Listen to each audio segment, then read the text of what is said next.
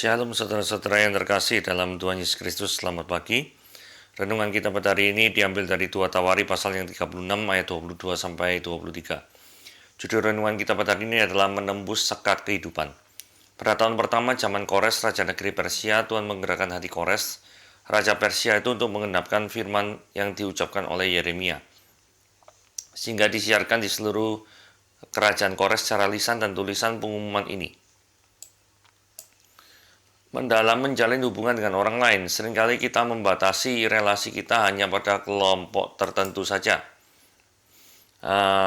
Kita anggap kelompok tertentu yang kita anggap sama dan sejalan dengan kita, dan mengusir mereka yang berbeda dengan kita. Adanya perbedaan suku, agama, ras, dan golongan tidak dipandang sebagai anugerah yang memperluas relasi kita, tapi justru membuat kita semakin eksklusif. Tapi dengan demikian kita justru melupakan kenyataan bahwa kita adalah manusia yang sama. Melalui Kores, Raja Persia, Allah menunjukkan kasih-Nya yang tanpa batas pada umat-Nya. Sekalipun Kores bukan termasuk dalam bangsa Israel, tetapi Allah menggerakkan hati Kores untuk membangun rumah baginya dan membebaskan bangsa Israel. Melalui Kores inilah Allah menyatakan kasih-Nya bagi seluruh umat manusia, bahwa kasih Allah yang tanpa batas tersebut mampu menembus sekat perbedaan di antara bangsa-bangsa. Kores sendiri menjawab kasih Allah tersebut dengan menerima tugas panggilannya. Artinya Kores tidak melihat perbedaan-perbedaan yang ada sebagai hambatan kasih Allah. Tetapi dalam perbedaan itulah Kores menunjukkan akan adanya kesetiaan hati untuk digerakkan oleh Allah untuk memberikan pertolongan. Kasih Allah yang tanpa batas mengajak kita untuk dapat juga menembus sekat-sekat yang kita buat. Kita diajak untuk menjawab kasih Allah tersebut dengan hadir bagi orang lain, termasuk pada mereka yang berbeda, karena dengan demikian kita juga akan merasakan kasih-Nya. Mereka yang menjawab kasih Allah akan menerima kasih Allah.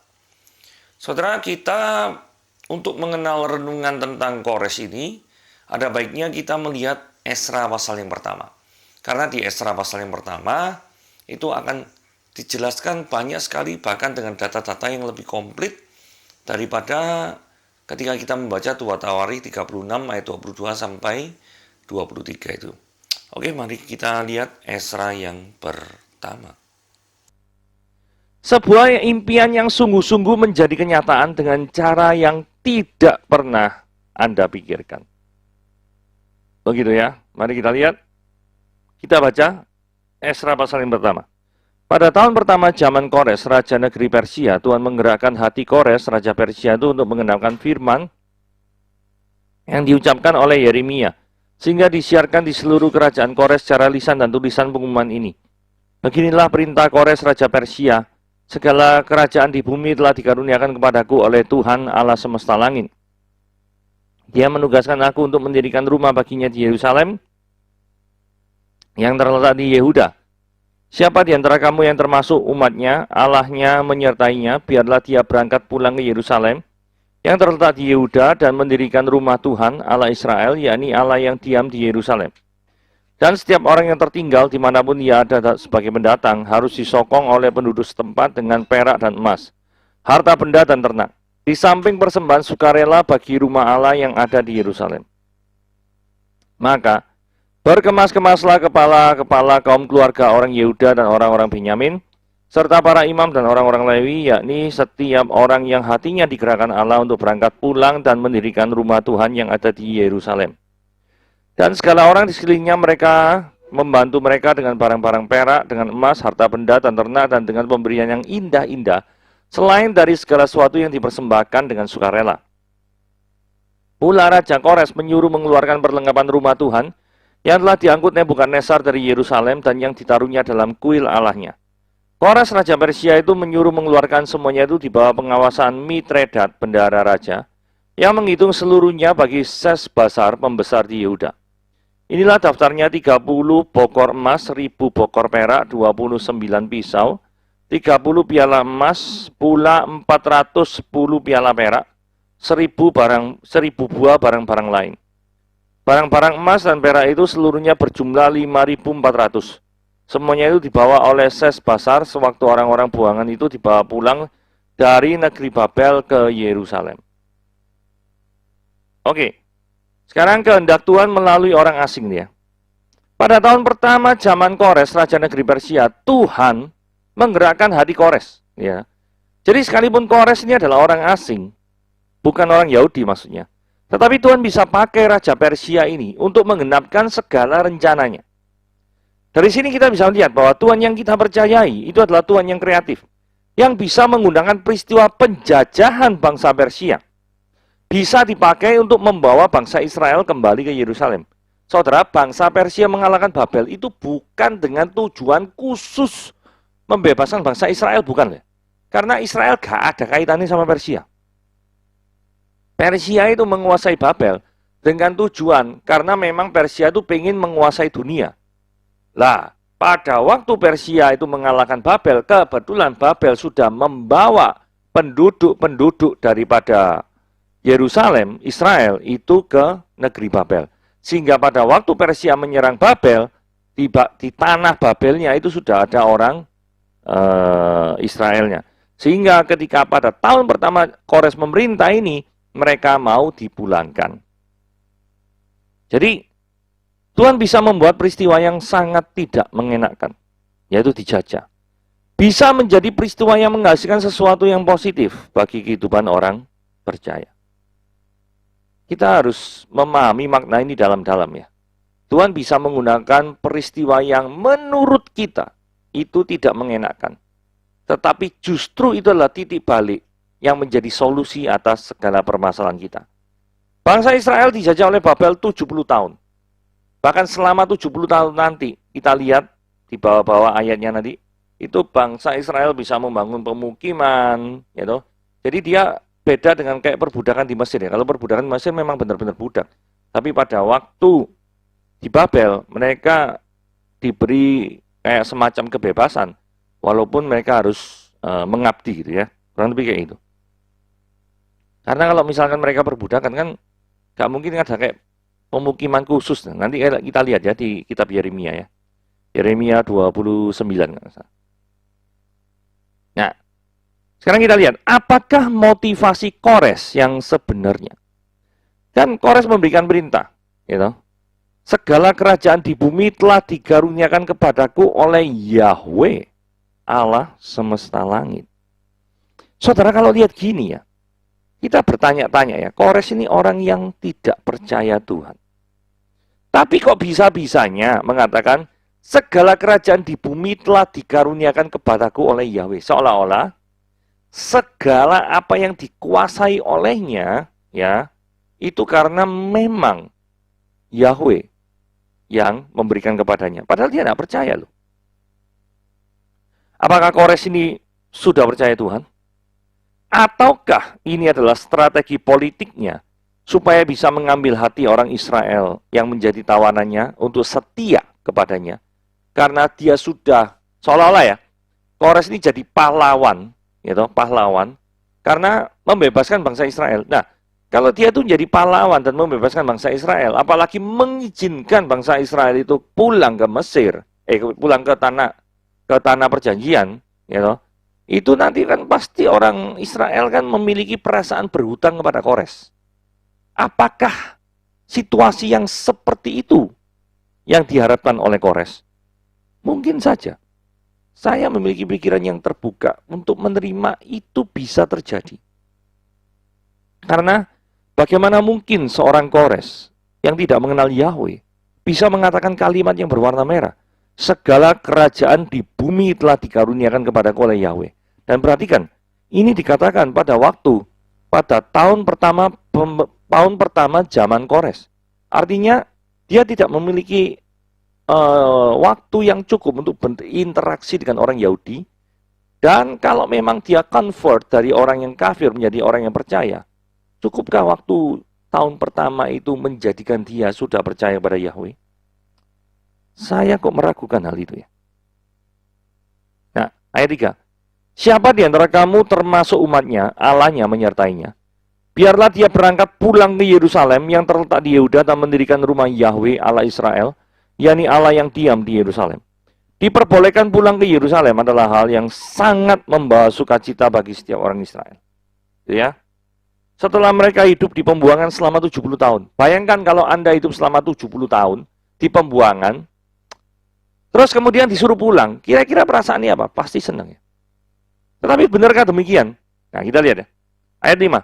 Maka berkemaslah kepala-kepala kaum keluarga orang Yehuda dan orang Benyamin, serta para imam dan orang-orang Lewi, yakni setiap orang yang hatinya digerakkan Allah untuk berangkat pulang dan mendirikan rumah Tuhan yang ada di Yerusalem. Jadi perhatikan baik-baik ya. Yang berkemas adalah keluarga orang-orang Yehuda dan orang-orang Benyamin. Jadi orang-orang yang selama ini tinggal di Israel Selatan. Kalau di Israel Utara itu mereka dibuang ke Asyur, bukan ke Babel. Ya toh? Apakah diam di Babel selama 70 tahun justru membuat mereka merasa nyaman? Mari kita lihat. Yeremia pasal 29 ayat 4-7 dikatakan ini. Beginilah firman Tuhan semesta alam Allah Israel kepada semua orang buangan yang diangkut ke dalam pembuangan dari Yerusalem, Israel Selatannya, ke Babel. Dirikanlah rumah untuk kamu diami, buatlah kebun untuk kamu nikmati hasilnya. Berarti ini bukan diperbudak loh ya. Mereka mendirikan pemukiman, suruh mendirikan rumah kok, membuat kebun. Ambillah istri untuk memperanakan anak laki-laki dan perempuan, ambilkanlah istri bagi anak-anakmu laki-laki, dan carikanlah suami bagi anakmu perempuan, supaya mereka melahirkan anak laki-laki dan perempuan, agar di sana kamu bertambah banyak dan jangan berkurang. Jadi disuruh berkembang biak di Babel. Usahakanlah kesejahteraan kota kemana kamu aku buang, disuruh usahakan, bukan untuk against atau melawan. Berdoalah untuk kota itu kepada Yehova. Disuruh berdoa. Sebab kesejahteraan kota Babel itu adalah kesejahteraan kotamu.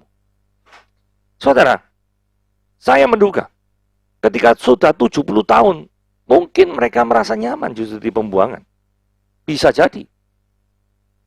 Karena mendirikan keluarga di sana, mendirikan rumah, mendirikan kebun, ada usahakan kesejahteraan, mereka juga berdoa. Nah, sekarang disuruh pulang. Ya, plus minus sih. Mungkin ada yang merasa senang, ada juga yang merasa sedih karena sudah mengusahakan beberapa lama, tapi kok disuruh pulang. Nah, ini gini ya. Ini suatu pelajaran yang sangat penting ini ya.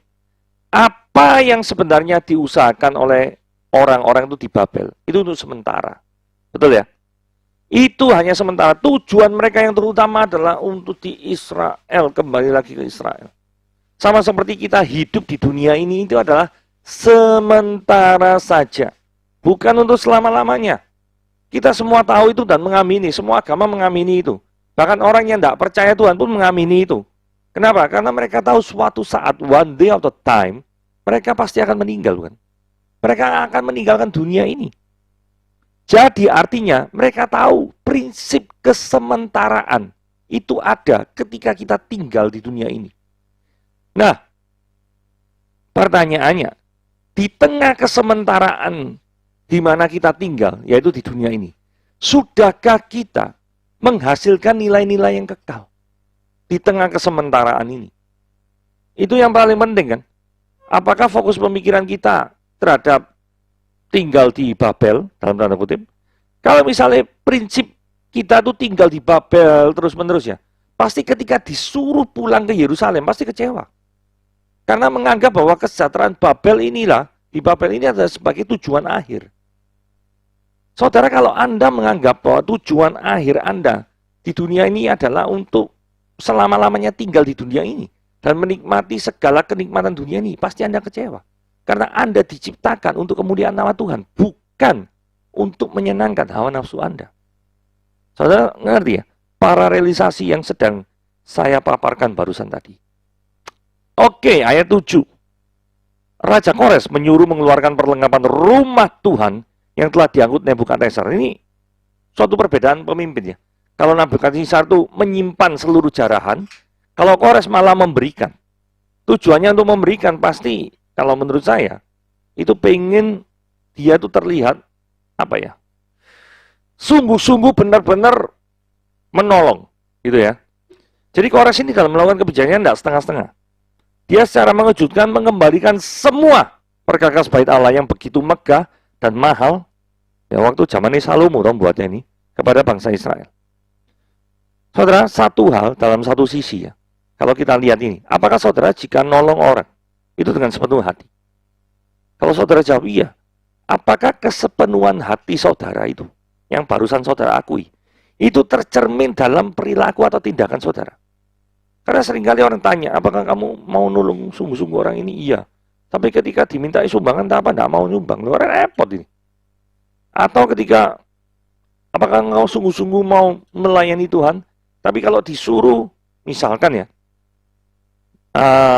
berkorban waktunya untuk kemuliaan nama Tuhan, enggak mau. Alasan repot, padahal piknik gitu misalkan ya. Nah, susah model kayak gini. Jadi barang-barang bait suci itu sangat bernilai. Tapi karena Kores merasa bahwa hal tersebut bukan miliknya dan memiliki nilai spiritual bagi bangsa Yahudi, maka dia memutuskan untuk mengembalikan itu semua kepada bangsa Yahudi. Saudara, ini penting sekali ya.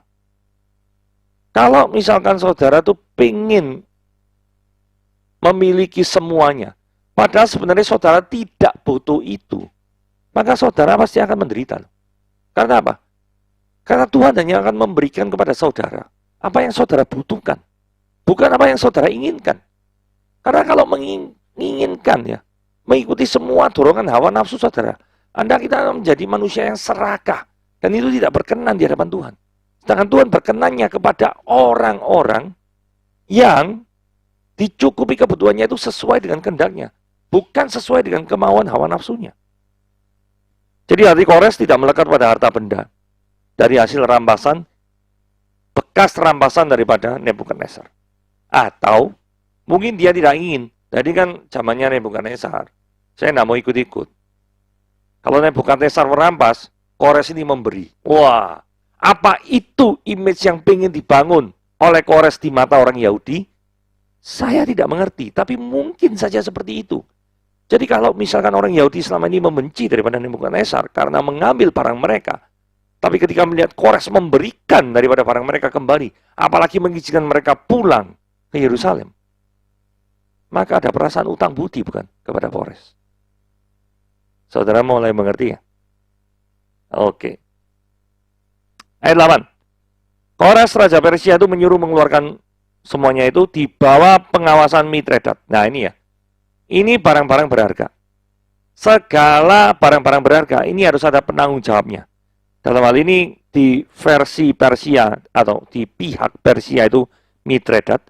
Sedangkan untuk orang Yehuda yang menerima daripada barang-barang itu adalah Sesbasar. Barang-barangnya banyak ya, 30 bokor emas, 1000 bokor perak, 1000 ya nak kira-kira nih ya. 29 pisau, 30 piala emas, 410 piala perak, 1000 buah barang-barang lain. Ini bukan barang-barang yang sedikit, ini banyak barang-barang lain ya. Semua dirampasi oleh Nebukadnezar. Nebukadnezar gak ngerti butuh apa ndas, pokoknya dirampas di sama Nebukadnezar. Untungnya aku gak dilebur gitu ya. Kalau dilebur kan sudah hilang semua nih barang-barangnya. Nah kemudian semuanya katanya seluruhnya berjumlah 5.400 barang-barang semuanya itu ya. Dan semuanya dibawa oleh Sesbasar sewaktu orang-orang buangan ini dibawa pulang dari negeri Babel ke Yerusalem. Saudara, di sini ada serah terima. Saudara, Kores ini tidak main-main. Dia tidak mengizinkan adanya praktek korupsi ketika peristiwa serah terima barang ini terjadi. Sehingga kalau misalkan suatu saat ya, ada orang Yehuda yang komplain, loh barang ini kok nggak ada, kan sudah ada serah terima sama Mitredat sama Sesbasar. Nah kalau sudah serah terima tanda tangan kan nggak bisa dikomplain, kan gitu.